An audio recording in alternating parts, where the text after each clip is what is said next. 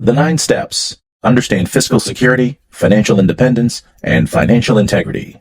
How are you spending your time? What kind of life are you living? Are you busy all the time? All these questions are connected to financial security as it deals with practically understanding some of the ways you are living life. It is not just about your money, but the combination of your time and money. After all, time is money. Financial independence means to create and have multiple streams of income. You would not need to depend on your job alone as the only source of income.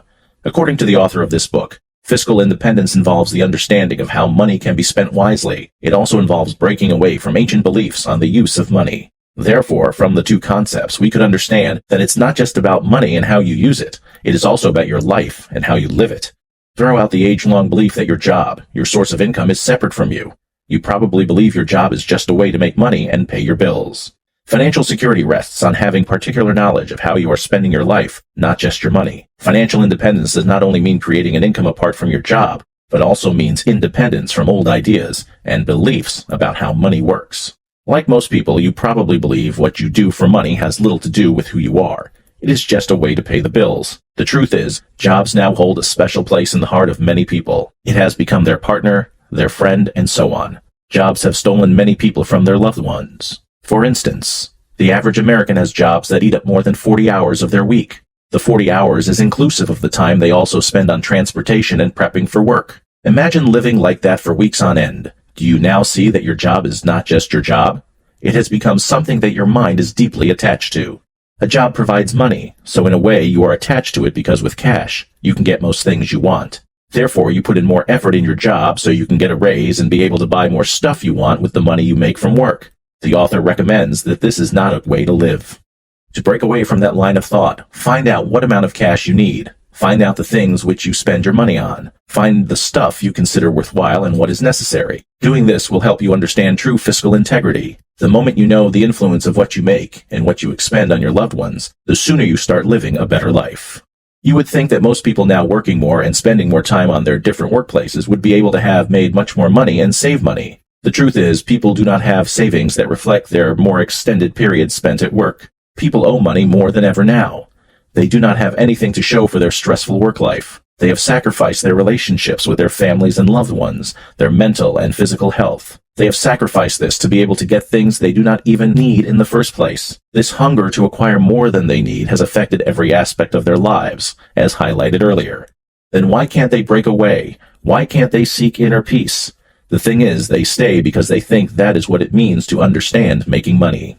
Just as the world slowly goes towards a huge environmental problem, humans, with their relentless pursuit of possession, slowly descend to destruction as well. With this, we still seek more money to fix everything. We feel making more money would take the pain away and bring relief. We strive for more wealth, thinking to have more will make everything better.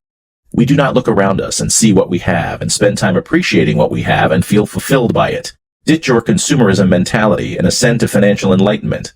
This need for more is why we continuously tap into Earth's minerals and products, which, by the way, are a lot, but are not going to last forever. We continue to tap into Earth's materials and always seek more markets for the finished products we get. To fully understand fiscal independence, fiscal integrity, financial security, and lastly, fiscal reality, the author recommends specific steps. Step 1. Making peace with the past.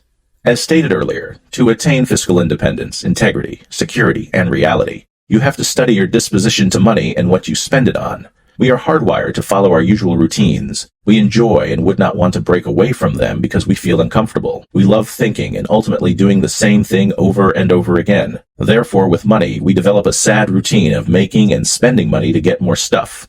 We are stuck in the routine of racing for more things. We buy into what ads sell. We rush to get more stuff, not even checking if we have enough or not. The reality is, once we are not satiable, we only make matters more complicated. It is most likely that as we are now, we have all the things we desire and fantasize about. We might not have too many of those things, but we have exactly the quantity we would need. To know how much you have had, calculate all the cash you have made since you began working. Try to calculate it deeply to have as much accurate data as enough. Do not be in a rush. Be calm and deeply examine everything that has come into your pocket and hands. Step 2. Being in the present, tracking your life energy. What do you understand about money? Ordinarily, money is an instrument of a transaction. debt resolution, settling bills, and so on. To control money, we usually resort to creating an operative budget, have an affordable checking account, keeping eyes on juicy promotions, and so on. At least that is the notion we have developed ever since we were little kids. You have learned money makes us secure, but if so, why do people get robbed of their money on the streets at night? You have probably learned that money is the way to climb the social ladder. You have been taught that money is happiness. However, we usually equate financial independence to having an infinite amount of money. That is very unrealistic. Financial independence is not having an infinite amount of money. It is having just about what you need. Then you wonder, how much do you need? That is up to you to set. When you set your limit, you would be fulfilled when you reach it, and you can seek to go slightly above it. By slightly, do not get into your old ways. Be wary. It can be challenging to discard our age-long beliefs. To drop yours, firstly, learn what money means to you. Learn what your expenses are. Learn what you truly need to be fulfilled, and the excesses you end up getting. Compare the long hours you spend at work with what you use that money you made at work to get. Learn whether you live an unsustainable lifestyle, which would require you to work more to sustain. Put in your energy to calculate all of these down to the last dime. When you do that, you learn the impact of your earning and expenses and how closer you are to attaining fiscal integrity. Step 3. Study your expenses. It is pertinent you learn about money and the things that cause you to spend. You cannot afford to learn what pushes you to splash your cash. You could sometimes feel a dopamine kick when you spend your money. Learn those things that when you spend to get them, it makes you feel good. Discover the things that you find irresistible. As you pay attention to these things, it becomes easy to classify your expenses into different classes and subclasses. With these classifications, draw up a monthly table that will contain your fiscal profile. Do not be partial to your assessment. It is normal to feel a bit guilty at your pleasures. Remember, they are in the past, and you have already made your peace with the past as in step 1, so move on. Remember to calculate each thing you got in terms of the work you had to do to make money to pay for it, as in step 2. Then, divide your calculation by your real hourly wage to determine how much you have spent in terms of your cash and perhaps your life. Step 4. 3 questions that will transform your life. Note your level of happiness and ascertain whether what you want to buy would increase your level of joy and happiness. Firstly, ask yourself if buying that thing would make you happier. Soon, it will be easy to know when you have reached your expenditure limit. The second question is for you to ask yourself whether what you spend on adds or removes value from your ambition, personal beliefs, and relationships. Find a quiet space and ponder on what your expenses mean in terms of value to you. Then thirdly, determine if you would still be eager to get those things you want to get if the energy to get them became unneeded. From your answers, fashion out a plan that would allow you to tailor your expenses with what inspires you. Use your answers to find the middle point of being satisfied, even to the point where all your immediate needs have been met, and you still have leftover for items of comfort or luxurious items. You can only do this if you know how much money you earn and spend. This will have a massive impact on your family and the world as a whole. It is when you keep track of your income and excesses that you can successfully ask yourself the above 3 questions. You must be content and forget about what another person has and if they have more than you do. You have to realize that your goal is not the same as others. So learn to live in a way that will better you and your family. Use doing for others to checkmate your own need for more. Step 5. Use graphs to visualize your energy. Try to adopt the previous steps for a while, because it is when you gain some measure of mastery over the previous steps that you are ready for this step. However, with the earlier steps, you will be able to draw your earning and expenditure as a visual trend line on a graph. The vertical axis on the graph would calculate the rise in income. The horizontal axis would be a time frame of months, and it would be better if you left enough space to follow your expenses for a minimum of 5 years. Use a color pen to plot your expenses. Link the points, and recurring events will arise for you to take note of.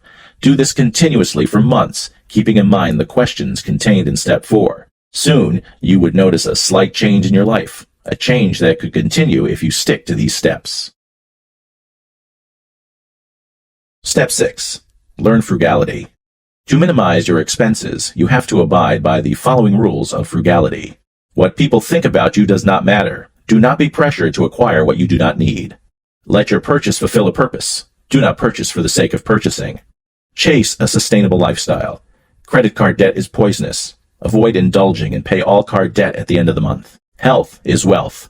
Pay attention to your physical, mental, and emotional well-being. Exhaust your purchases and effect repairs before replacing them. Pick up a skill that you can monetize so you'll not be too dependent on your job. Deploy foresight and plan for spending that comes to your mind.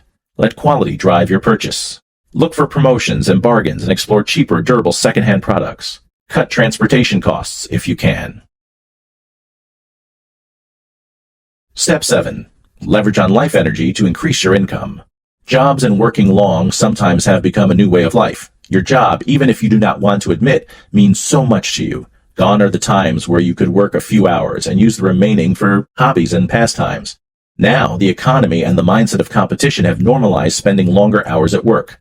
Spending longer hours at jobs has turned the jobs to replace the time spent with loved ones. People now seek value in this life through their demanding jobs. You cannot blame them.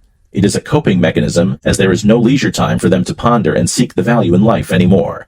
Change what your job means to you by trying to remove from it the reward of payment. Use this to figure out what you love to do. If you are an employee, the hours at work might not be determined by you. Leverage more income for the amount of time you would put in at work. Step 8. Attaining fiscal independence. When you attain a particular level of financial responsibility, the money you set apart will become an investment fund. Look for a business you can invest in so that your money would now work for you. Determine what your monthly investment earnings are by dividing your savings with the prevailing interest rate. Soon, if you keep at it, your investment earnings will be more than your savings, and then you have reached financial independence. Therefore, at this point, you would decide whether you would continue working after your investment or retire. Step 9. Managing your finances. Invest your savings in an investment that you feel at home with. You can consult experts to put you through on profitable businesses. Note your notions about investment and work to study the reality of stocks. Remember not to be caught up in the consumerism fever. Try to be frugal. However, understanding the principles of capital, cash, and the cushion is crucial for fiscal independence. Capital is the amount you have invested in catering for your monthly expenditure. When getting robust income from investing your capital, your priority is to protect your savings and income. To do this, perhaps you should consider investing in bonds. Cash is the money you save to meet unforeseen monetary expenses. Cushion is the amount you have gazetted for emergency's sake. Therefore, you must tactically prepare your budget and include the appropriate capital, cash, and cushion that can save you in times of trouble.